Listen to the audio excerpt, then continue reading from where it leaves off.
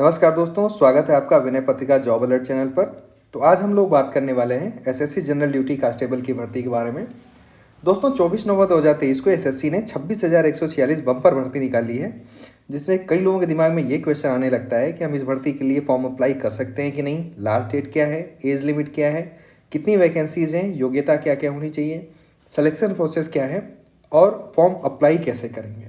तो चलिए आज हम लोग इन्हीं सारे क्वेश्चंस को डिटेल में देखेंगे और एक एक करके सारे डाउट्स को क्लियर करेंगे। तो सबसे पहले हम लोग वैकेंसीज़ को देखते हैं कि आखिर कितनी वैकेंसीज़ हैं।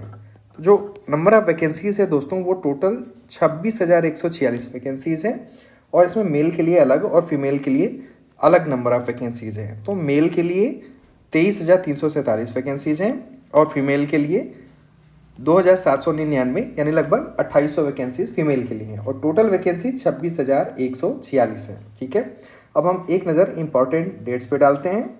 इस फॉर्म को हम लोग 24/11/2023 यानी 24 नवंबर 2023 से 31/12/2023 यानी 31 दिसंबर 2023 तक अप्लाई कर सकते हैं। यानी 24 नवंबर 2023 से फॉर्म का रजिस्ट्रेशन स्टार्ट हो गया है और जो लास्ट डेट है अप्लाई करने का वो है 31 दिसंबर 2023। ठीक है, ऑनलाइन फ़ी पेमेंट करने का जो लास्ट डेट है वो है 1 जनवरी 2024। 1 जनवरी 2024 को आप ऑनलाइन फ़ी पेमेंट कर सकते हैं, ये लास्ट डेट है इसकी। तो इसके आपसे सजेशन है आपको कि आप इसके पहले ही फ़ी पेमेंट कर दें, क्योंकि लास्ट टाइम पे अगर सर्वर डाउन रहेगा तो काफ़ी दिक्कतों का सामना करना पड़ता है। ठीक है, इसके अलावा आपने अगर फॉर्म गलत भर दिया है तो उसको जो करेक्शन करने का डेट है वो 4 जनवरी 2024 से 6 जनवरी 2024 है, मतलब 3 दिन के लिए विंडो ओपन रहेगा और इसी के दौरान आपको अपना फॉर्म करेक्ट कर लेना है।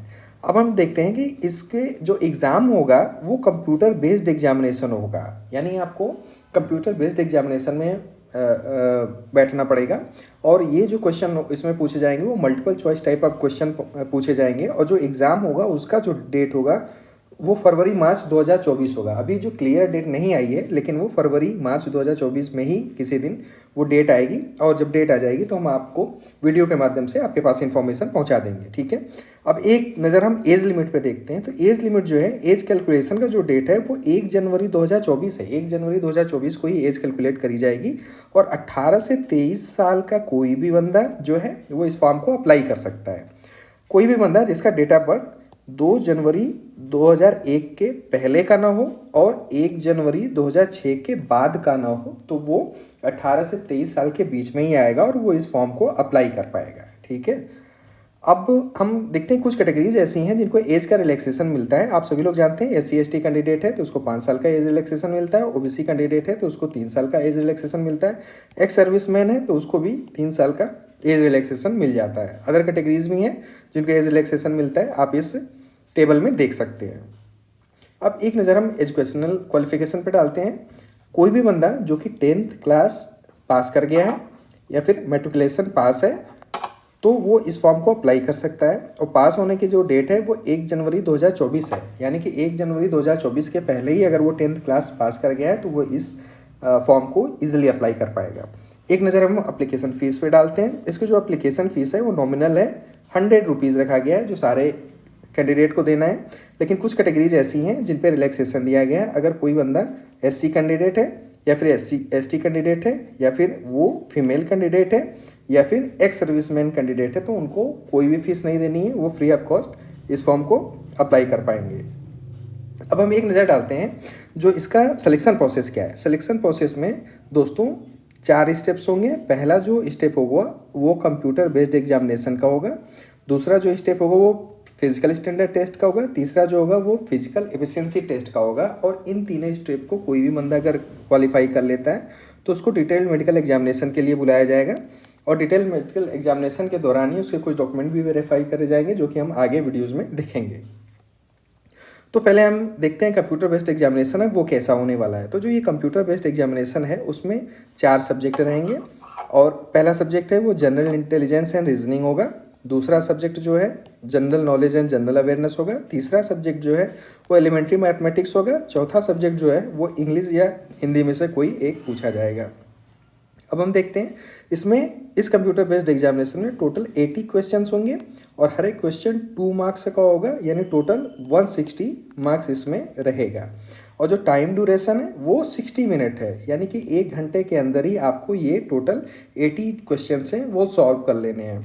ये ऑब्जेक्टिव टाइप के इसमें क्वेश्चंस पूछे जाएंगे, और अगर कोई इनकरेक्ट आंसर होता है तो उस पर 1/4 नेगेटिव मार्किंग रहेगी।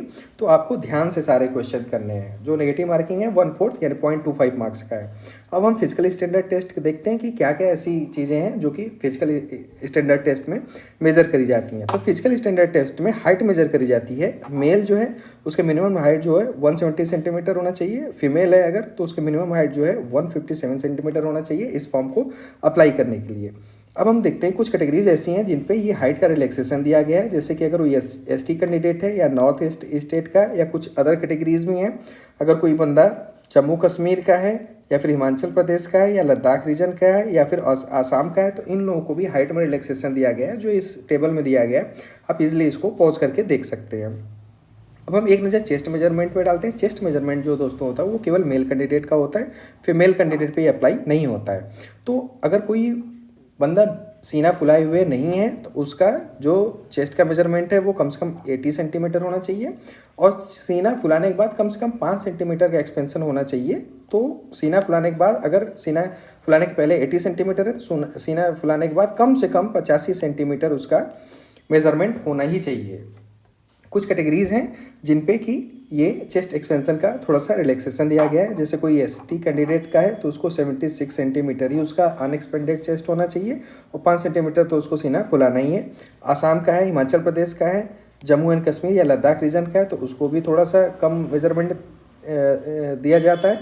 और अगर वो नॉर्थ ईस्ट स्टेट का है तो उसका भी चेस्ट एक्सपेंशन तो 5 सेंटीमीटर का ही है, लेकिन उसका जो अनएक्सपेंडेड चेस्ट है वो थोड़ा सा कम होता है नॉर्मल कैंडिडेट्स के कंपैरिजन में। ठीक है, अब एक नज़र हम फिजिकल एफिशिएंसी टेस्ट पे डालते हैं। फिजिकल एफिशिएंसी टेस्ट में क्या होता है दोस्तों कि किसी भी बंदे को रेस करना होता है, एक निश्चित टाइम दिया जाता है, उसी टाइम लिमिट के दौरान उस बंदे को रेस करना होता है। अगर वो रेस उस टाइम के दौरान क्वालिफाई कर लेता है तो उसको फिजिकल एफिशिएंसी टेस्ट में क्वालिफाई कर दिया जाता है। तो अगर कोई बंदा लद्दाख रीजन का नहीं है, कोई बंदा लद्दाख रीजन का नहीं है और वो मेल कैंडिडेट है तो उसको 5 किलोमीटर 24 मिनट में दौड़ना होता है, और फीमेल कैंडिडेट है तो उसको 1.6 किलोमीटर दौड़ना होता है 8.5 मिनट में।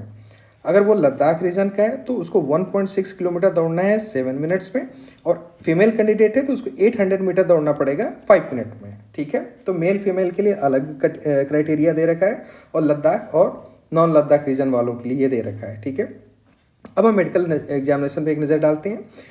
तो मेडिकल एग्जामिनेशन जब होगा तो उसी दौरान आपको कुछ सर्टिफिकेट भी लेकर के आने हैं, जैसे कि मैट्रिकुलेशन सर्टिफिकेट, यानी कि आपको हाई स्कूल का सर्टिफिकेट लेकर के आना है जो एज प्रूफ करने के काम आएगा। इसके अलावा डोमिसाइल सर्टिफिकेट लेकर के आना है। आप अगर एनसीसी कैंडिडेट हैं तो आपको वैलिड एनसीसी सर्टिफिकेट भी लेकर के आना होगा। तो दोस्तों, एसएससी जीडी कांस्टेबल की भर्ती के लिए एक डिटेल्ड ओवरव्यू था, और इसी के साथ हम वीडियो को यहीं खत्म करते हैं और मिलते हैं फिर से एक नेक्स्ट वीडियो में एक नई वैकेंसी और एक नई उम्मीद के साथ। तब तक के लिए नमस्कार।